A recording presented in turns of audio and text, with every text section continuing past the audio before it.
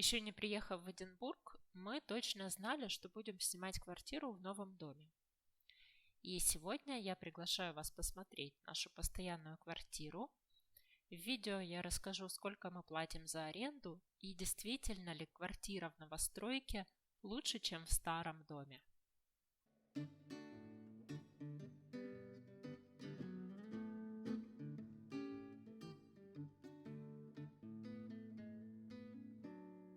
Итак, это квартира в многоквартирном доме, относительно новом доме. Здесь 5 этажей и есть лифт. В подъезде, как здесь принято, ковролин.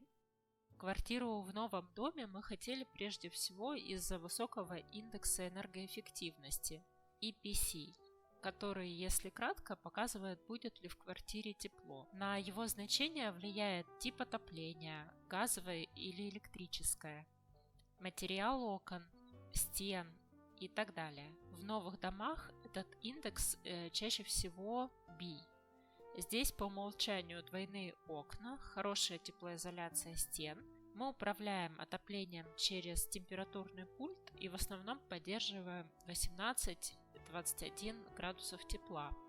И в квартире очень комфортно.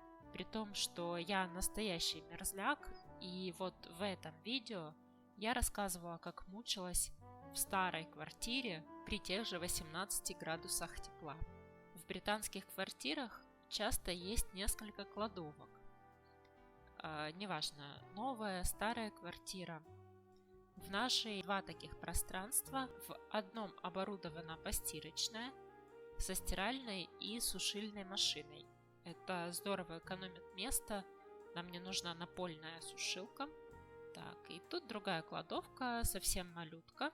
Здесь помещается обувница и всякие счетчики, роутеры и тому подобные штуки. Здесь у нас совмещенная кухня-гостиная.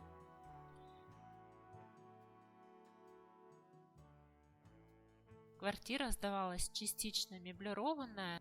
Например, вот этот диван был изначально. А для нас полная меблировка не была важным критерием, тем более, что докупать нам пришлось относительно компактную и легкую мебель типа обеденного или рабочего столов.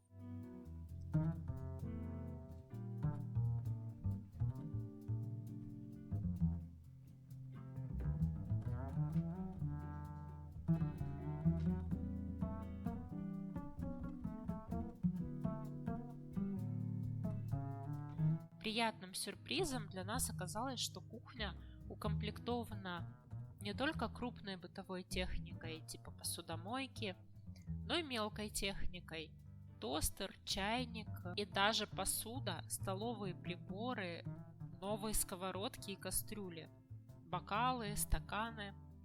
Это большая редкость при долгосрочной аренде, и мы, конечно, были приятно удивлены.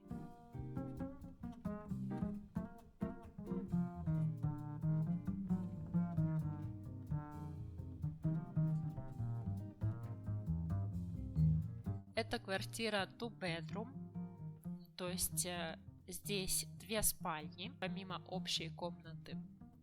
Эту спальню мы выделили дочери.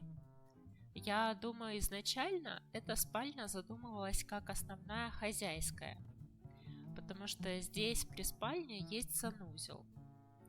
В него мы еще вернемся. А почему же мы не выбрали эту спальню себе? Причина может вас удивить.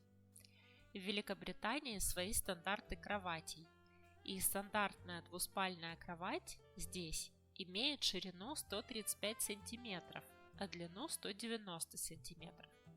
Именно такая здесь и стояла. Так что частичная меблировка была нам на руку, потому что в другую изначально пустую спальню мы купили кровать нужной нам ширины. В каждой спальне есть встроенный шкаф. Здесь оборудованы штанги для плечиков. Мы только докупали систему выдвижных корзин. Что мне нравится в этой квартире, так это большие окна в пол во всех комнатах. Во многих новых домах в Эдинбурге окна очень маленькие.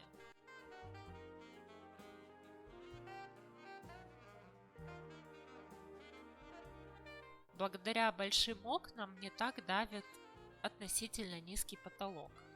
Потолок всего 2,40 метра, 240 сантиметров. К моей радости традиционный ковролин в этой квартире только в спальнях, а в общих зонах деревянный пол, в санузлах плитка, и это санузел при детской спальне.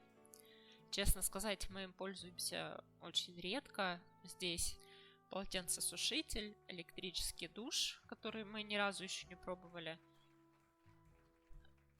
И еще удивительный момент для людей из стран СНГ. Это в санузле без окон, в закрытом шкафчике установлен газовый котел.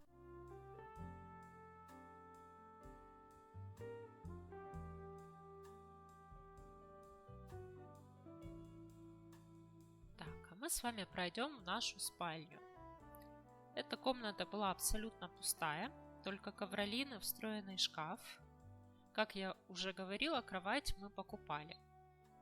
Каркас кровати мы купили с рук и очень сэкономили по сравнению с новой такой же кроватью.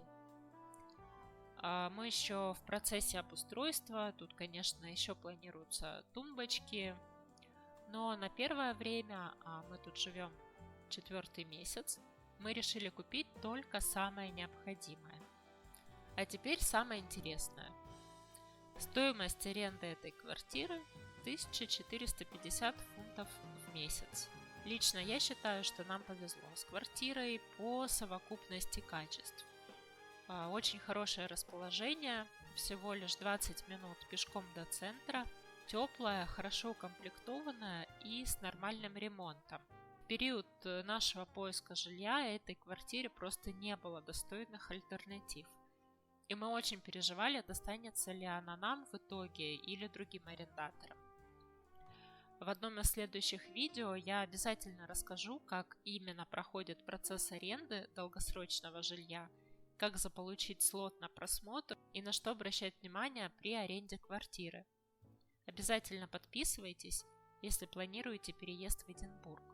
А здесь наша ванная комната. Здесь есть окно, как это часто бывает в Британии.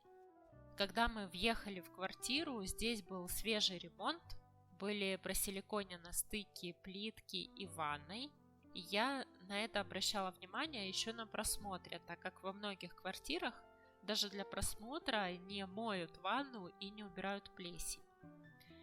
Но даже здесь плесень есть. Спустя пару недель, как мы заехали в квартиру, она стала прорастать сквозь новый силикон, то есть она где-то там под ним погребена. Зато если открывать окно на 5 минут после того, как приняли душ, плесень не появляется.